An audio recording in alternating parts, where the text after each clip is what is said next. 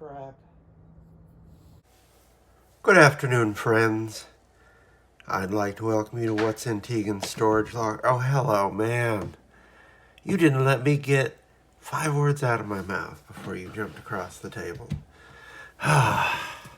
You know, he was really quiet for much of the night, so maybe I'm going to suffer now that I've put the velvet down. That seems to be his trigger. Anyway, What's in Tegan's Storage Locker? It's the show where I fight my cat, and we also ask the question, what is in my storage locker? And the answer is always comic books. It's almost always going to be comic books. Maybe I'll bring in something else once in a while. I've been thinking about that, but I have an immense amount of stuff in that storage locker. I don't know. It didn't occur to me to maybe do a... I do have tons of stuff in there. Maybe I'll do like a toy episode. Would people want a toy episode or a gaming episode if I were to break out? There's a question for you. If I were to break out something else in the storage locker, or if you don't care about... Hello. Or if you don't care about either of those things and just want me to stick to this format. There are enough of you at this point.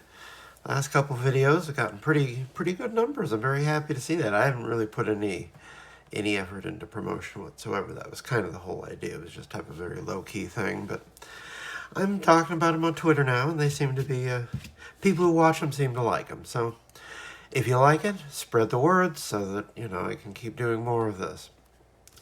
All right, so let's just start off with a comic book here. Bartman number 5. This is from the first few years of Bongo, 1995. Bongo really started off strong, sort of preternaturally strong. They launched. Well, actually, there was a pilot book, Simpsons Comics and Stories, I believe. I want to say it was, and it was a one shot. And it just did fantastically well because even by like 92, 93, there was still an immense demand for The Simpsons. You know that initial like supernova popularity subsided to being just like really popular for most of the 90s. They were pretty much on top for the whole decade. And people couldn't get enough of them to the point where they could launch a comic book company. And this was not something they did in 90 or 91. They waited a few years before they made any kind of entry into the comic book market. They did have a Simpsons Comics magazine, which I read. It was great because, of course, I was like the age for The Simpsons. I had a Bartman t-shirt. I can't remember if I still have it in a box somewhere. All right. Pardon my rambling. So they started off on a really strong foot with 4 launch titles. Bartman was one of them. Bartman didn't last very long. Bartman was kind of they recognized, the thing about Bongo is they had no problem with doing limited runs. So, you know, the Itchy and Scratchy book was one of the other launch books, and they only got 2 issues out of Itchy and Scratchy. And I think maybe they made, more stories later. But for the first few years, I mean, they led with those characters, but they realized these guys maybe have 2 issues in them. Anything more would probably get repetitive. Because the Simpsons comics sold well. It was a success. People... Oh, come on, fella. All right. So, where was I? Yes. 4 Bongo launch titles. Bartman, which lasted not much more than 5. I don't know if it made 6. Itchy and Scratchy, 2 issues. They pretty much figured that was, that was what they could get out of those characters. And they were more or less right, because those are fun issues. But more than that would have been pushing it. Simpsons Comics, which, is just Simpsons stuff. The actual family having adventures. And Radioactive Man was the 4th. And Radioactive Man is a subject deserving of its own attention. I'm probably going to be doing it on the TikTok channel at some point. So, pay attention to that if that's something that interests you. It's a very good series. The whole line was strong is the thing. And this was what I think took a number of people aback. Took me aback, kind of. They came out of the gate strong with books that just read like how The Simpsons were supposed to be. There wasn't really a lot of growing pains. Right out of the gate, they were making stuff that looked like The Simpsons should look. And, that was no small thing, considering you basically had to staff a line of comics of people who could credibly draw in a cartoon style, kind of a distinctive, cartoon style. But they found a number of people who know how to draw like Matt Groening much better than Matt Groening can draw, because Matt Groening never tried his hand at any kind of adventure material, and yet they had to do sort of, adventure comics with Simpsons characters, and they did a really good job. And there's some gems from those first few years. There's a really kind of weird Krusty the Clown limited series that has a very intentionally kind of bootleg look to it. That might be worth rediscovery, although I remember it being kind of abrasive at the time, which might actually, bode interesting. But I bought them for years until basically, kind of around the turn of the century, I started to reach a point of satiation where it became clear that they were going to keep making The Simpsons for a significant amount of time, both the show and the comics. So at a certain point, I've been there since the beginning, since the Tracy Ullman show. I watched those cartoons in the Tracy Ullman show, and I freaked out over the Christmas special. I watched that thing so many times. I was into The Simpsons. But after about a decade, I was feeling like maybe I can miss a few. And I still watched periodically, although it's been years since I've tuned in. And from what I understand, it's gotten kind of weird in the last few years, but it's only to be expected because it's been on the air since I was a little kid. Since I was a little kid, Simpsons has been on the air. That's kind of impressive, and I've seen more people talking just about the scope of the achievement. For better or for worse, it's kind of uncanny that they're still putting new episodes of The Simpsons on TV, and at least someone is watching them, or they wouldn't be doing it. But believe it or not, there was a time in this world where there was a shortage of Simpsons media. There was a lot more demand than there was product. And, the fact that Bongo ran for, that they closed up shop a little bit ago, but they ran for just about 2 decades. Solid. There's like 2 solid decades, more or less, of Simpsons comics out there, most of which you have not read. Actually, most of which I've not read, because I didn't read regularly since the turn of the century, but that was already a significant pile of comics.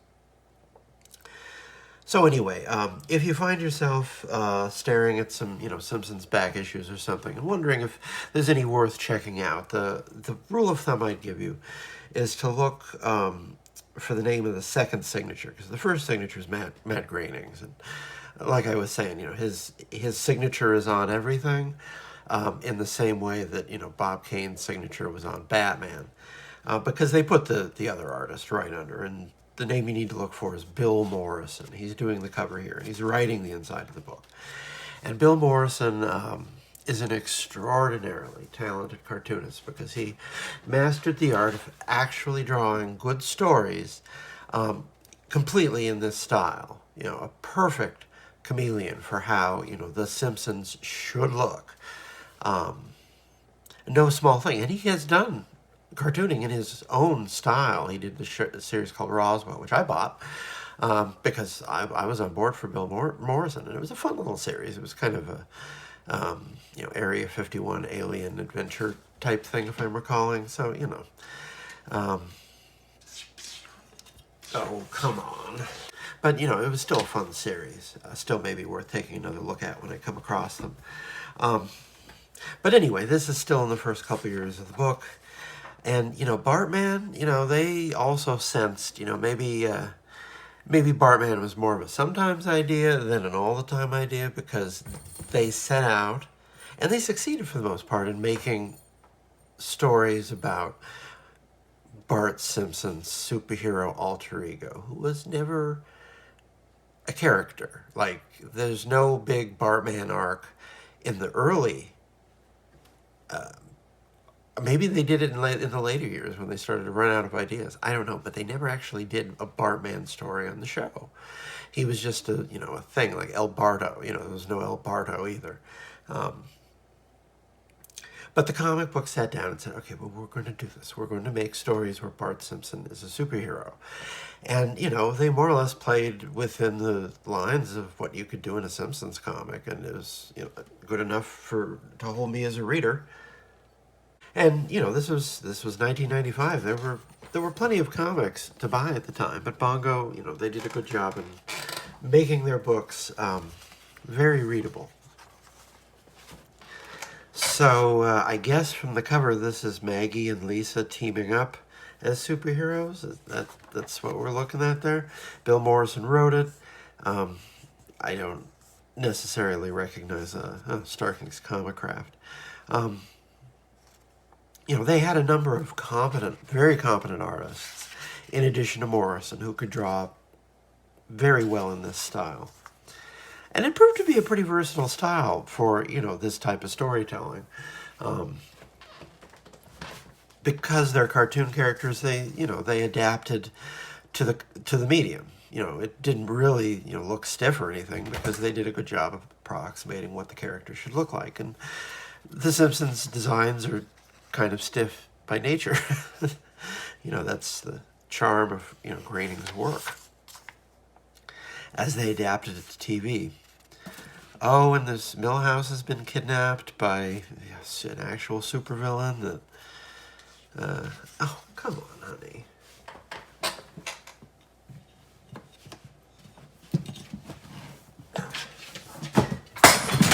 Oh, mother. Well, I don't know where he is. I think he's hiding because he knows he chose poorly in life. Simpsons, Bartman. Bartman has to fight his arch nemesis, who's probably trying to knock over a glass in the living room. Uh-oh. Bartman will return. See? They're kind of getting into it. Very low, nothing here that breaks the rules of The Simpsons in terms of superpowers or anything like that. Just, he's got a Bart computer. Okay, having the secret base at the bottom of the treehouse, admittedly. Kent Brockman's up to some kind of hijinks. See, fun stuff. Oops. That's a really well done page. The trips and boom, there you go. Excellent. Wonder if Bill Morrison was doing layouts.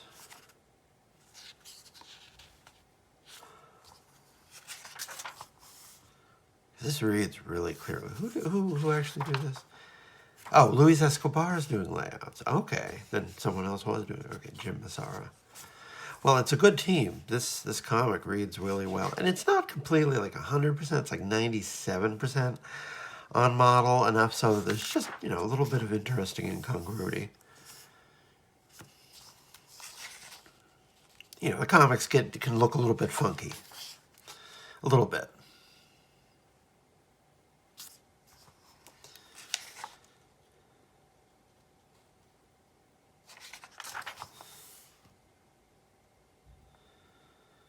Oh, wait a minute, what? Oh, she's looking at a crystal ball. Sees Milhouse is in danger. I thought she had Milhouse's severed head in a bowl. It's kind of what it looks like from the distance. And maybe you shouldn't have brought a baby to a fight.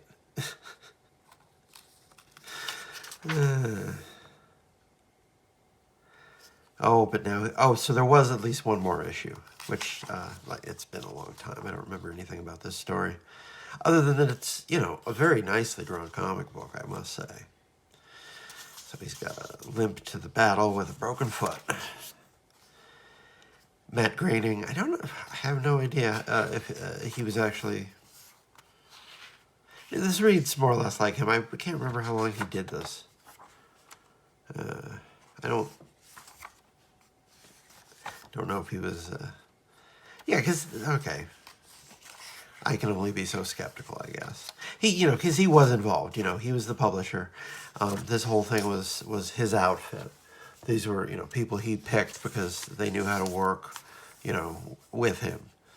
At least in the beginning, he stepped back eventually, but after the company had already been, well launched.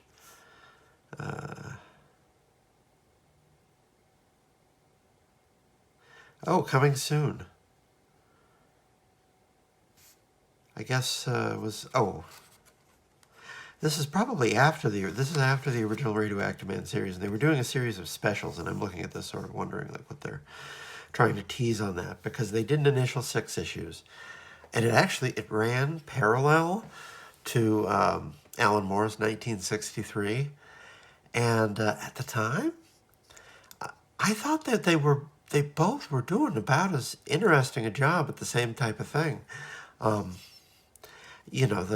The Bongo comics ones were a little bit more openly parodic, in terms of actually trying to be funny.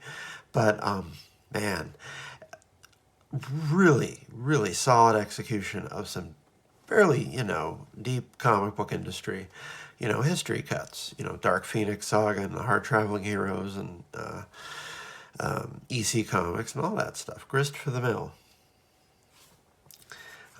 They put a lot of work into the Radioactive Man books.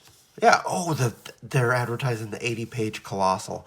That is an excellent comic. I actually think I have that comic about a foot away from me right now as we speak. 80 pages, that was a good series. I think I have every Radioactive Man comic, unless they did some a little bit later. I wasn't paying attention to the last stretch of the company, but I was still buying the Radioactive Man well up into the mid 2000s. They were still putting some out occasionally, if I recall correctly. All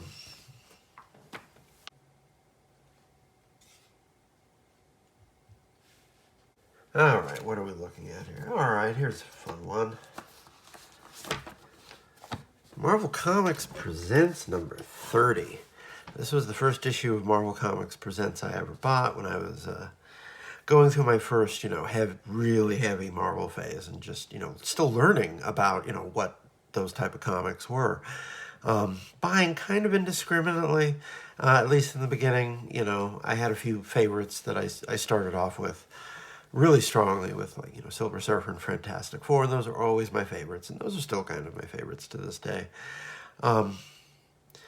X-Men at the time was really, and I've spoken about this before, X-Men in the late 80s when I started reading, it was kind of a mess in terms of, a kid coming in off the street picking up, like, X-Men 249, like, wow, how are they supposed to understand anything going on in this comic book? Jim Shooter maybe took it a bit too far, but he wasn't wrong, in terms of, making sure he hammered in that every issue had to be accessible. And it didn't feel like the last stretch of the Claremont was quite as accessible as it could have been. And I think that did hurt his stature on the book to a degree. Now that I've gone back and, read it fully in a row, I can see how masterful it was. The later X-Men is my favorite now. But as a kid, I had no idea why these guys were it, because what I was seeing was completely confusing. I just wasn't getting it. And this was when the Wolverine book was, the first few years of the Wolverine book before Hama and Silvestri took over. It was kind of an anthology. And I bought it sometimes, and I didn't buy it at others because it wasn't really my, 100%, favorite thing. The kind of hard-boiled men's adventure stories that they slotted him in for the first few years of his solo career. before they figured out they could just, tell any kind of story with the book. And it got significantly better the more they relaxed about it and just treated Wolverine like another character. But at least for the first few years, they were kind of uptight about him being a solo star, and you could tell they were kind of tentative in their creative decisions for a while with it. So, this was one of the first comics I bought with that guy in it, and I was still trying to understand why that guy was that guy. Because he had actually kind of scared me away from buying some superhero comics earlier, because he looks scary as hell. I guess that's the appeal, but at least when I was a kid, they were still really banking on the Wolverine as kind of, low-key homicidal at all moments. That was sort of what the marketing was pushing, in the years of his biggest popularity. And now, of course, he's everyone's, favorite, uncle, but not when I was a kid. And it was off-putting, and it took me a little while. It took me a little while to warm up to it. And this story did not help, because this is part 7 of a Havoc. Basically, this is a Havoc story that just happens to have Wolverine in it, dealing with Havoc's main bad guy. Havoc really only has one bad guy, and it's the Living Pharaoh, who actually has been more important to the X-Men at a couple junctures than you might think, because they brought him back a few times, and even for big stories. He's an X-Men guy, whether or not anyone likes him. But he's not. I like Revenge of the Living Monolith. I think it's a great story, early Mark Silvestri work. But it's kind of supposed to be a little bit of a joke that he basically becomes a giant monster who they have to throw into space, because he was an X-Men villain no one was doing anything with, so they just threw him into space. No one's favorite, They wouldn't have just thrown the Juggernaut into space for like a decade and a half.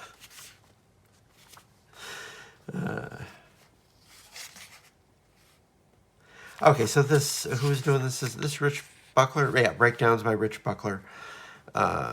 Finishes by Bruce Patterson. Written by Howard Mackey, who certainly went on to write a lot of 90s Marvel.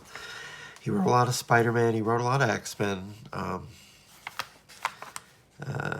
Wrote a lot of Ghost Rider. He could be decent when he got out of his artist's way. But I don't think I'd recognize, especially the later parts of any of his runs. He had a tendency to get bogged down in plot lines that never ended. And that's putting it kindly.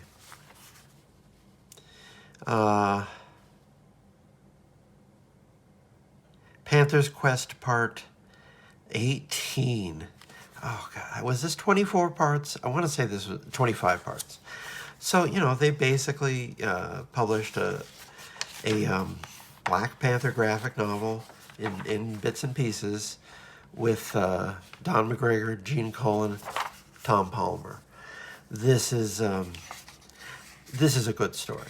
This is considered a highlight in the history, in the pre-Priest history of the Panther, which is kind of spotty, in terms of, solo stories. But what is there tends to be pretty decent for the most part. And this is definitely a highlight. This is some of the best work of Gene Colan's, later career. He had a few features in Marvel Comics Presents over the years. Oh man, just look at this. This is...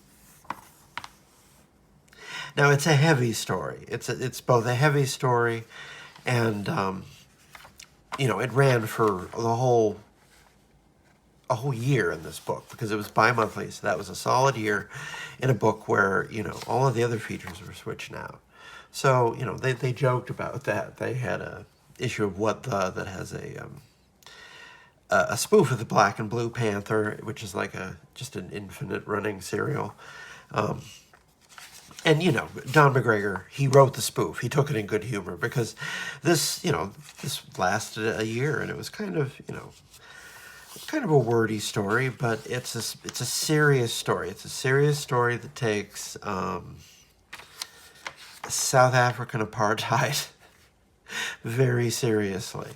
Um, and it's kind of rough. There's, he's fighting terrorist groups. You know, um, this is kind of a rough story in terms of what happens in it. People die very bloody deaths in this one. Um, yeah, like right here on panel.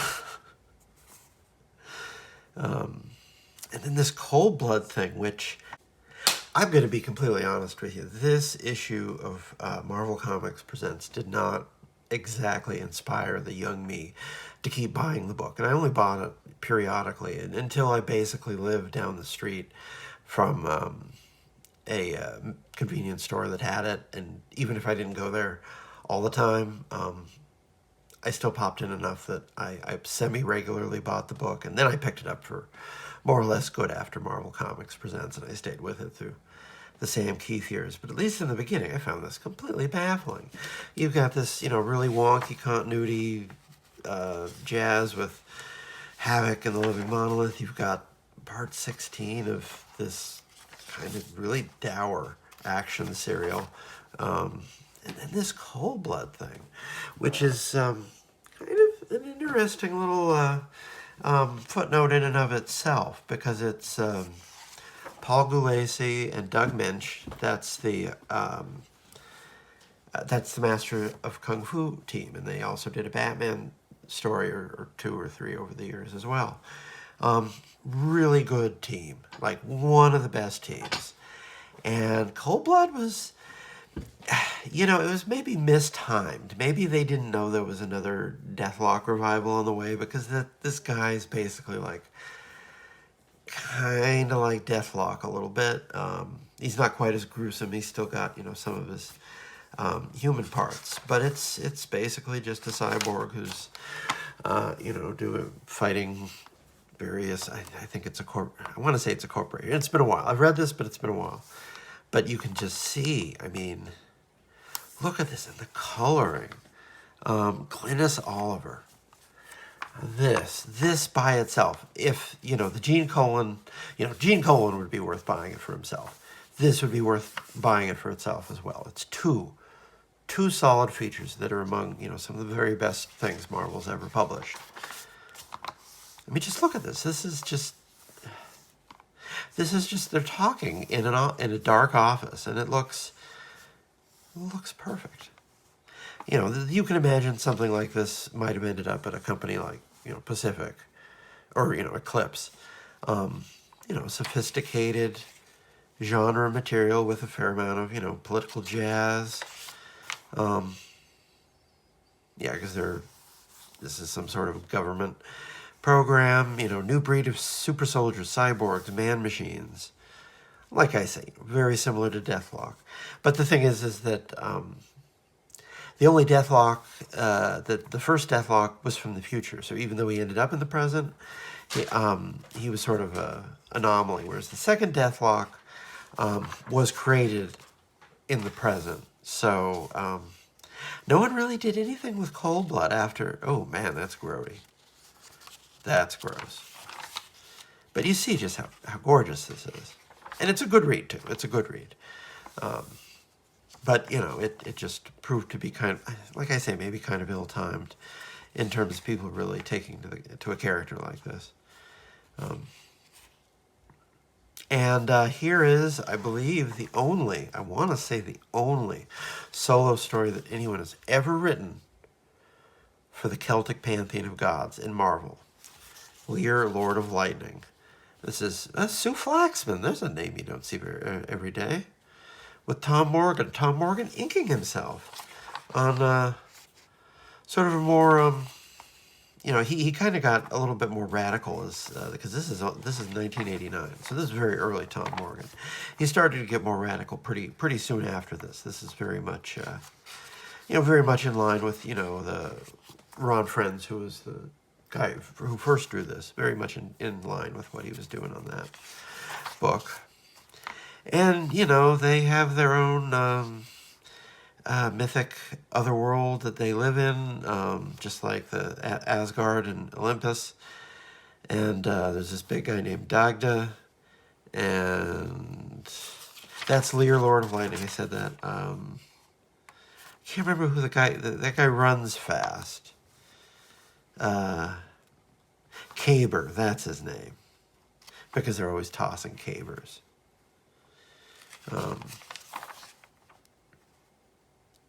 So they have their own mythical world filled with various, I guess, Vikings. These would be because they're fighting the Celtic gods, something like that. Yeah, so I mean, there's no more or less potential here for any of the other mythic characters. And they get Thor certainly has never, except for very, very brief periods, never been missing from the shelves. And, they can even get some, at least they used to be able to get the occasional run out of Hercules. Hercules had a pretty good 2000s, fairly decent run. But no one's ever touched these guys for anything. No one except for this story and their appearances in, the Tom DeFalco and Ron Friend's Thor. Let's see.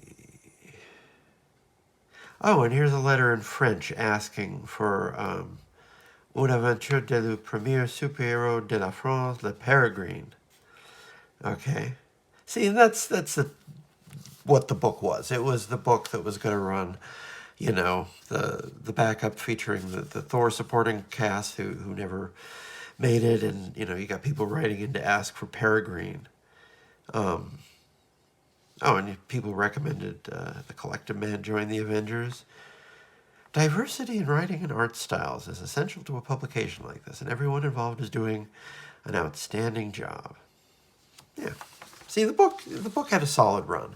The problem is that the book apparently was really popular on newsstands. And as soon as newsstands dried up, it suffered the fate of, a great many anthologies, even superhero anthologies. All right, let's talk about The Flash. This is actually from the vicinity of the issue of The Flash that we looked at the other day.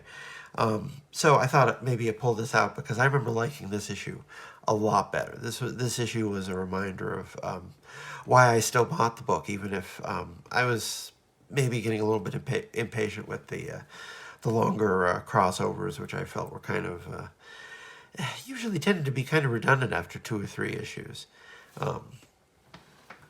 The Batman books kind of had a similar problem as well with that.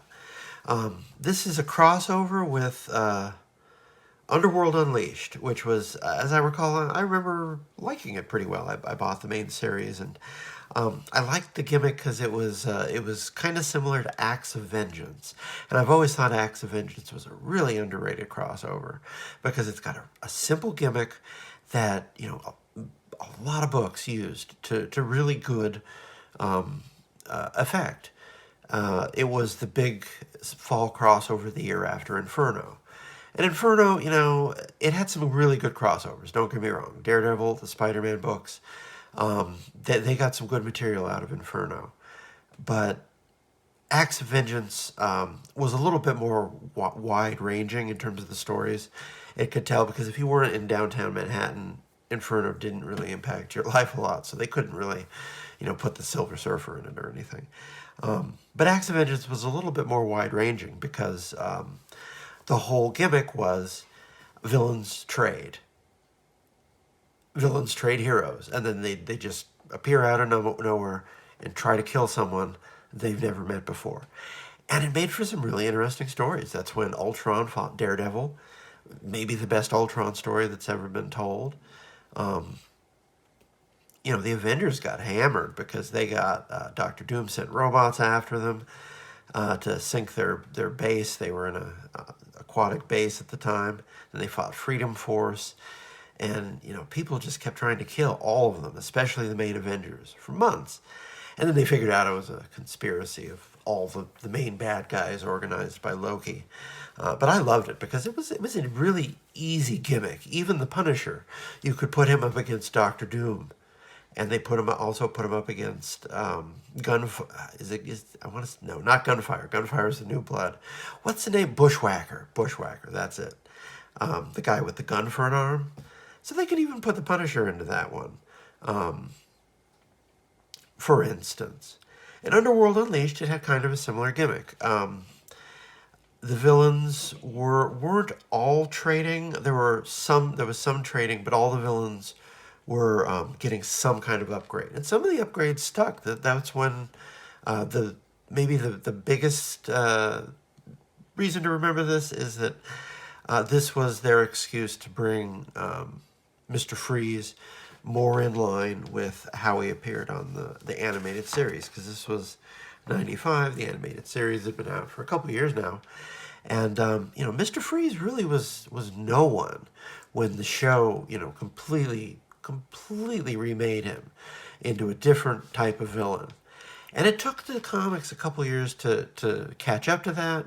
But this was the crossover that did it, because the whole gimmick was there's this guy named Neron, who later went on to do a few things, shows up every once and again. But basically, he's just a version of the devil, basically Marvel's Mephisto. And he appeared to all the villains and was like, hey, none of you guys care about your soul. Sign him over to me and I'll give you an upgrade. And a lot of people did.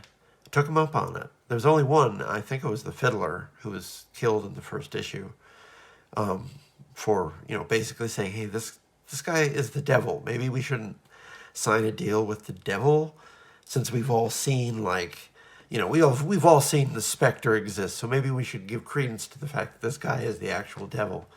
And he got shouted down. And that's also where the first Mongol died. Because the first Mongol was killed in this story, and then a couple of years later, when they realized they still kind of wanted to have Mongol around, they kept bringing around his children. And then I think eventually they just stopped talking about it altogether.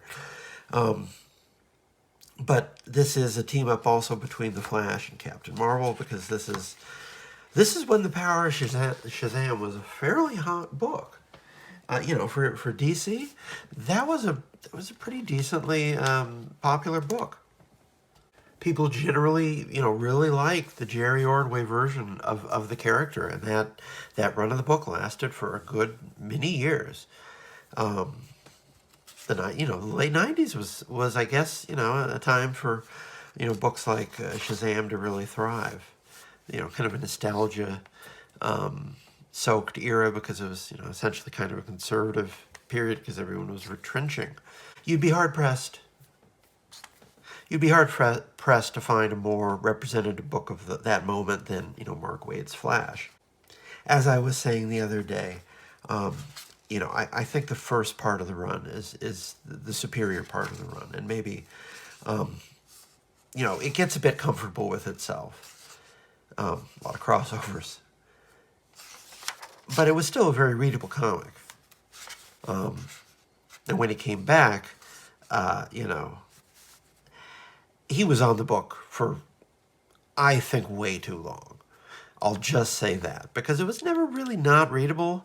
Even in the end, when he was working with the kids, I think he'd already been gone and come back once by then. It's sort of like Peter David on the Hulk.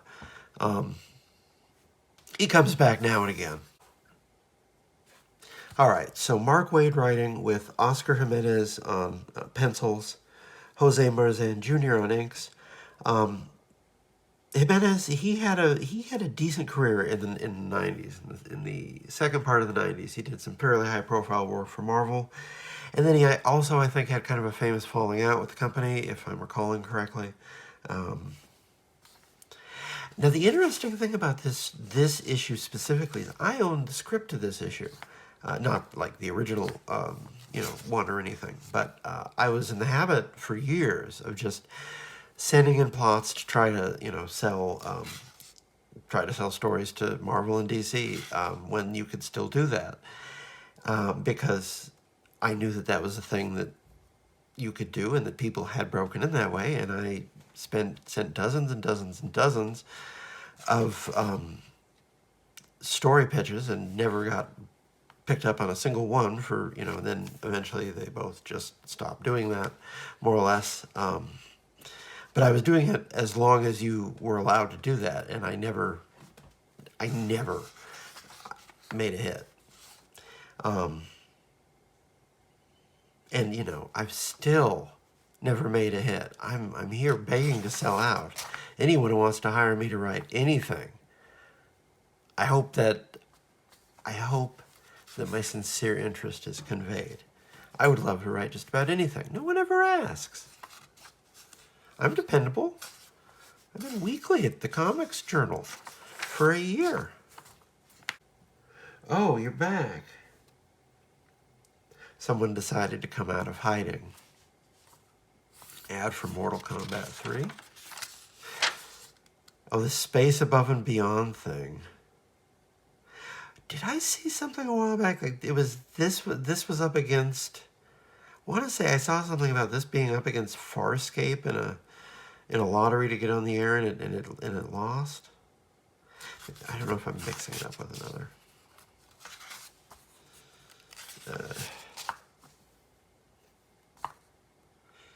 There's a.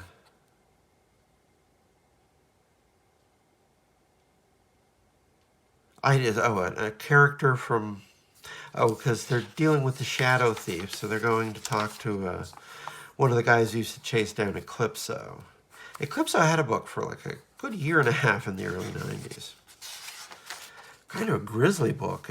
There was a big massacre later in the run where they just took a bunch of C-listers and had Eclipso slaughter them in, I think, Central America.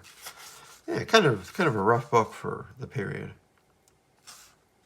So anyway, I had the script of this issue, and I remember, I read it pretty closely to learn, how that worked. And I remember this is a really interesting sequence to read in script form because it's kind of a really clever idea. Billy Batson says Shazam where the Flash can see him. And since the Flash doesn't know who Billy Batson is at this point in their history, he's just trying to save the kid from lightning. So the question is, can the Flash outrun magic lightning?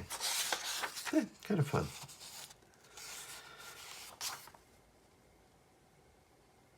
Oh, so Billy has to jump out of the Flash's arms, and then Captain Marvel shows up fast enough that he doesn't really know what's going on. Okay, I'll accept it. Kind of a cheat. I think Mark Waid knew that was a cheat when he wrote it. I hope he does, for his own sake. Yeah, see, this is a nice looking comic. Oh, he's got to save a monorail. I'm not going to sing the song.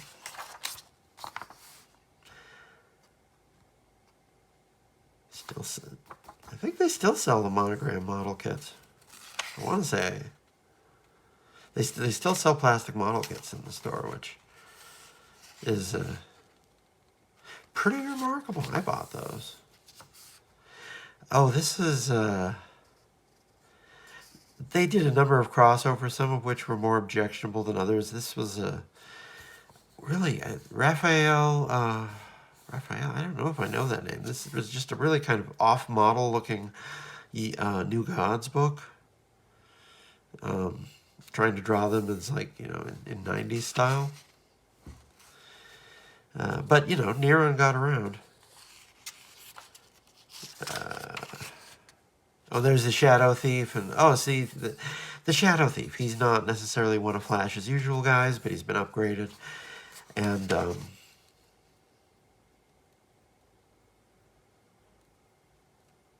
okay, so he exposes the secret because he needs the Flash for lightning so Flash can find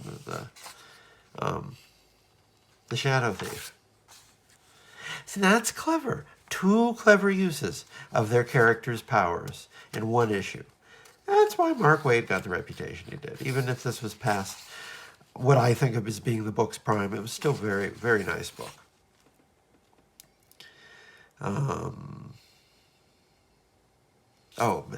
Follow us into Flash 108 for the premiere of Dead Heat, a multi-part epic that will once again change Flash's life forever.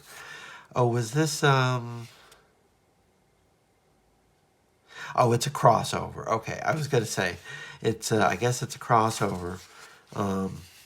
At some point, I think maybe 96, Morrison and Millar come on for a year, partly with Paul Ryan, of all people, which is an interesting team. Morrison, Millar, and Paul Ryan. I don't recognize any of the names on the letters page. All right. Well, it took a fair amount of time to clean up you-know-who's you-know-what. But we managed to while our way through most of an hour here. Let's see what we got left. How about... What do we got? Oh, here's something fun. The Maxx 22. At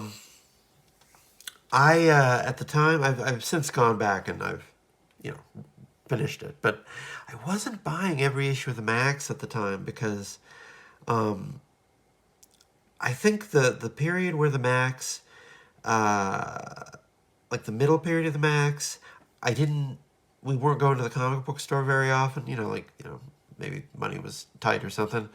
So I was only getting, what I could, scrounge with my allowance. And this didn't have like full newsstand coverage like Spawn. Spawn was always on the newsstand. The Maxx, sometimes I could find it if I went to like this one gas station out of town. So I wasn't buying every issue, but I'd pick it up when I saw it because it was still a gorgeous series. Even if I have to admit at the time the story, maybe it got a little bit away from me because, it's kind of funny to say, considering how Image started off.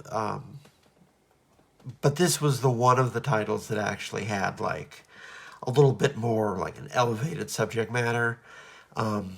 In terms of the fact that this was the Image book for, people who read The Sandman, because this was the guy that had drawn the first, handful of Sandman stories, and he defined the look of that series and that character. And that was his, he did a run on Wolverine too at Marvel. Those were his, big claims to fame, before, the Maxx started at Image.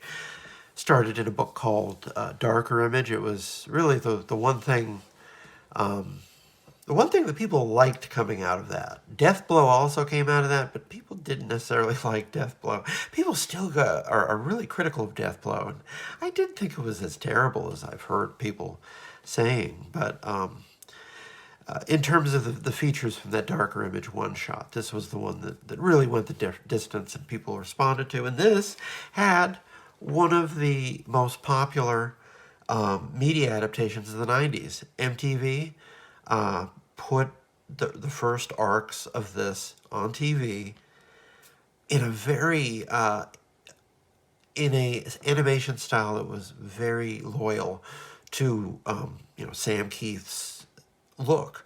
They didn't make it into a Saturday morning cartoon. They tried to put what Sam Keith put on the page on the television screen, and it worked really well. People liked it. It was really popular. But that didn't necessarily translate to him being able to sell the book because sales dropped precipitously. The first issue shipped in 1993, and it sold 1993 issues, or 1993 numbers. By 1996, Maxx was selling 1996 numbers. If I recall correctly, he was actually pretty upfront about that in the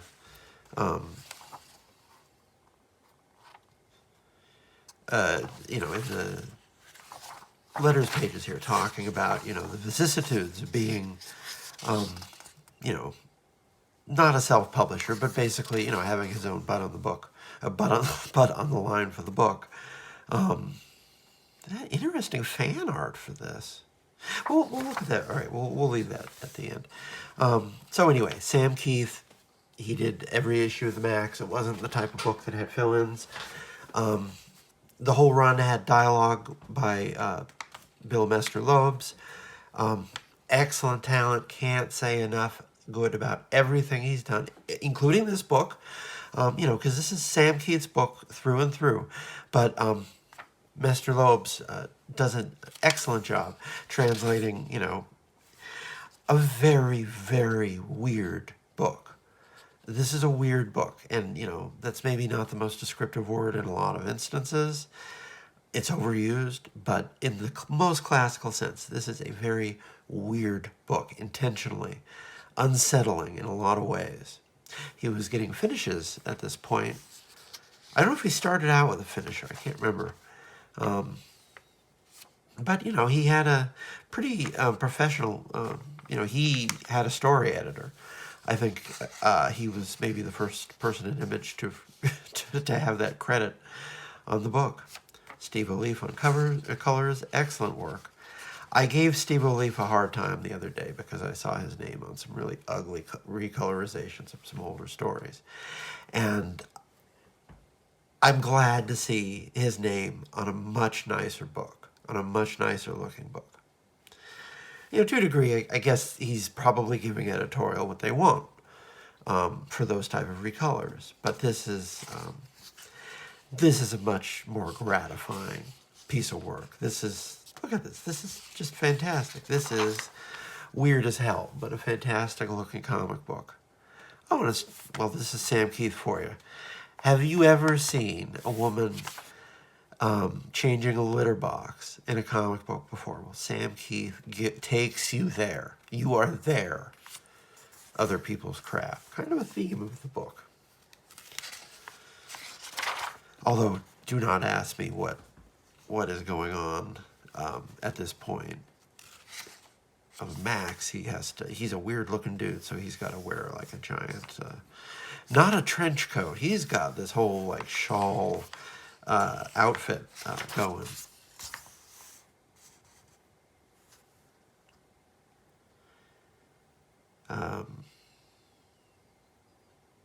Yeah, the Maxx is a really, it's an intense series about, it's about abuse, kind of. And you're thinking, wow, that does sound kind of heavy for 90s Image. And it is. It's very heavy. It's about cycles of abuse, and the main character he's basically split between this dream world and our world.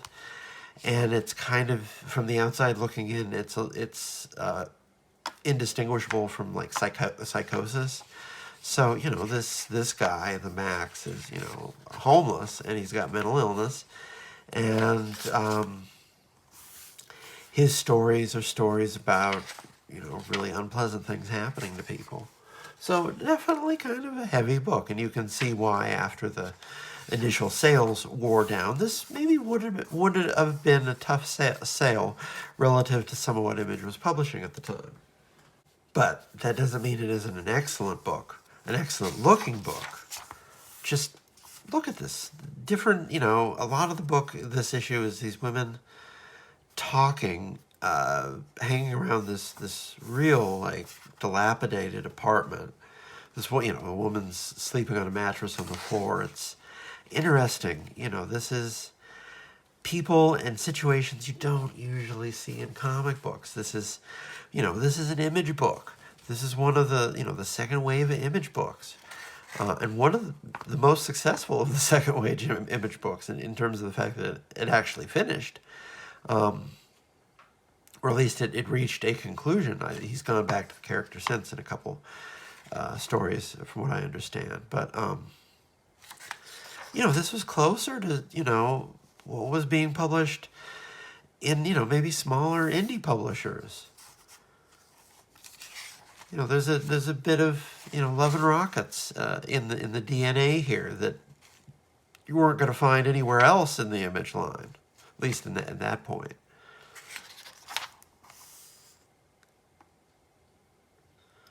The Maxx doesn't fight a lot of supervillains. He has, maybe tonally, it's kind of similar, a comparison I haven't necessarily seen before, but to Zot, Scott McCloud's Zot.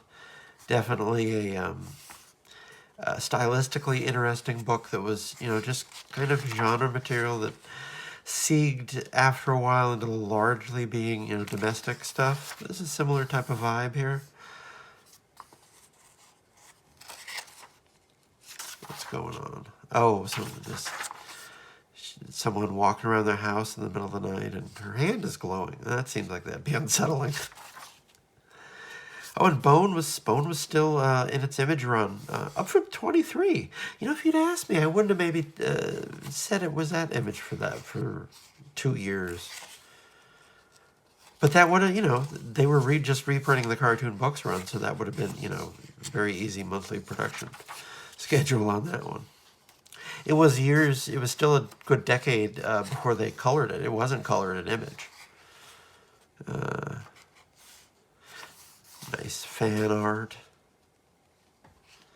Looking to see if I recognize any of the names in the letters page.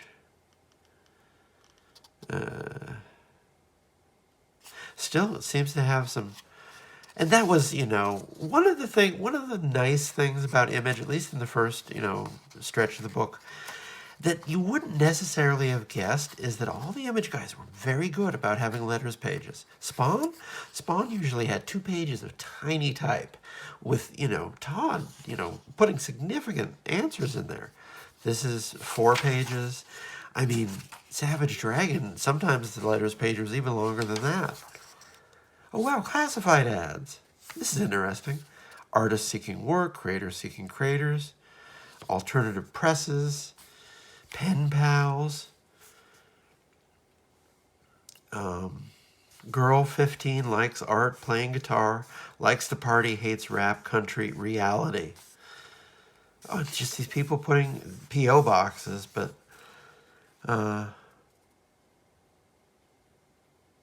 I wonder if the Maxx classified ads actually resulted in any love connections. Young, 13 female, seeks fellow fans of Maxx, Rocky Horror, Shaft, Pulp Fiction. Interesting. I'm a loser with green hair, need other losers or anything to talk to right before I turn to dust and die. Snowball Rumick. This is just... 16-year-old headbanger. Artist seeks metal chick to bang with. Demented 15-year-old seeks frequent companion. 14 to 15 must love Ren and Stimpy, Maxx, and or Simpsons. Hello, my name is Jody Bennett. I'm a Maxx star maniac. 13-year-old boy. You must be a weird, insane maniac. Only if you want to. Satan's love child seeks fellow... I could read these all day. These are actually really fascinating. Personals lost and found. Oh, wow. These are heavy, like people... Someone writing it in German. It's been 10 years and I still love you more than anything. I just never told you. Wow, this is amazing. Someone talking about the boyfriend killed themselves. Have you any cheese at the cheese shop? Man. Written by Maxx heads to Maxx heads. Send in 25 words or less, including a way to contact you. First come, first serve. Room for about 120 ads per month. Then we'll try to print leftovers the next month. No charge, but write legibly. 1 ad per person per month. By the way, we're not responsible for anything in here. That's interesting. He had this whole community together. All Scorpios right here. I'll connect you to other Scorpios based on age, sex, hobbies. 4 Scorpios by a Scorpio. That's fascinating. Wow. Oh, and more. He put fan art on the back cover. Oh, that's a nice piece. That's a nice piece. And similar type of themes. For, a weird sort of fantasy comic book. Fun stuff. All right. Well, I think that's probably an hour. We made it. We laughed. We lived. We survived. So, stick around. Check out the channel. I have enough of these videos up by now. You can just, put them on when you go to sleep and listen to my dulcet tones. What else? Oh, I got daily, which I discussed earlier in the show. I have daily reviews on TikTok and Instagram. There's a card on the screen with the details. New review every single day, at least as long as I want to keep doing them. We have a lot of fun on there. I have a podcast with Claire Napier It's called Udder Madness. We talk about Top Cow Comics. That's Mark Silvestri, Cyberforce, Witchblade, The Darkness, Michael Turner, all that good stuff. We have videos up here on YouTube. I put video annotations up. Takes me forever to get them done, but people seem to like them because they've racked up a fair amount of views over the months. You can usually find me on the Comics Journal every week, in some capacity or another, writing something for them. What else? Well, I got a Patreon. I'll put the Patreon card up. If you like the videos, definitely, if you like the videos, think about, visiting the Patreon and signing up, at least for the newsletter. Because we're moving the newsletter over to the Patreon after the first of the year. Sadly, had to do that due to, the newsletter company going up in a poof of smoke. All right. Y'all be good. Be good to each other. Be kind to yourselves. Be kind to small animals. And, try to give yourself a breather now and again, because it's a rough world out there. Have a great day.